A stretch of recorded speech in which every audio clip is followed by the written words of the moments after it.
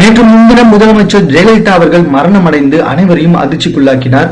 நேற்று அவரை கண்ணீர் மல்க அரசியல் பிரமுகர்களும் சினிமா நட்சத்திரங்களும் மூத்த தொண்டர்களும் அனைவரும் ஒன்றிணைந்து பல மாநில முதலமைச்சர்களும் நம் நாட்டின் பாரத பிரதமர் நரேந்திர மோடி அவர்களும் அடக்கம் செய்தனர். இந்த நிலையில் பிரபல பத்திரிகையாளரும் எழுத்தாளருமான சோ அவர்களும் காலமானார். அப்போலோ மருத்துவமனையில் அனுமதிக்கப்பட்ட சோ தீவிர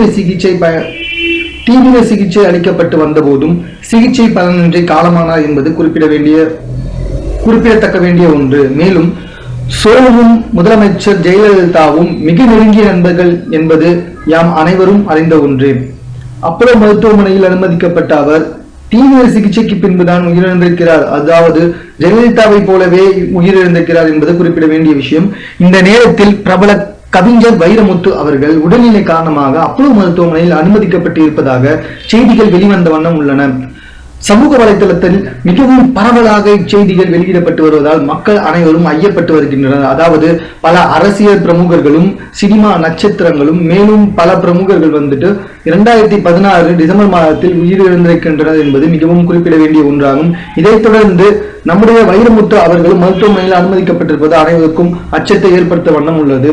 ஆனால் வைரமுத்து மகன் கார்த்திக் அவர்கள் தன்னுடைய ட்விட்டர் பக்கத்தில் நாங்கள் அனைவரும் மாத உடல்நிலை பரிசோதனைக்காகத்தான் இங்கு அனுமதிக்கப்பட்டிருக்கிறோம் என்று அனைவரும் ஐயத்தை போக்குமாறு ட்வீட் பண்ணியிருக்காங்க. ஸோ இதனால யாரும் அந்த வதந்தியை நம்ப வேண்டாம் அப்படின்னு சொல்லிட்டு எல்லாரும் கேட்டுட்டு இருக்காங்க.